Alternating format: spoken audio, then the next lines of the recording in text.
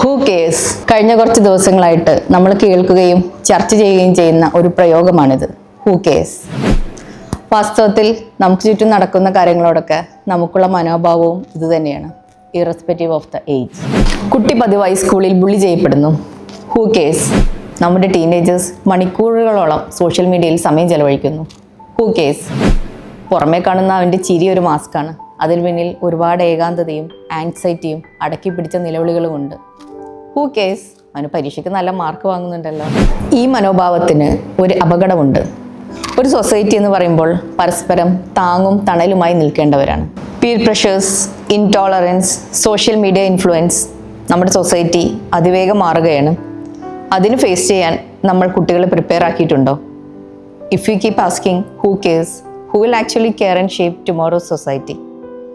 Who will guide our children before the society misguides them? This is why we started the Department of Social Engineering at Springs International School. Psychologists, counselors, special educators എന്നിവരടങ്ങുന്ന ഒരു ടീമാണിത്.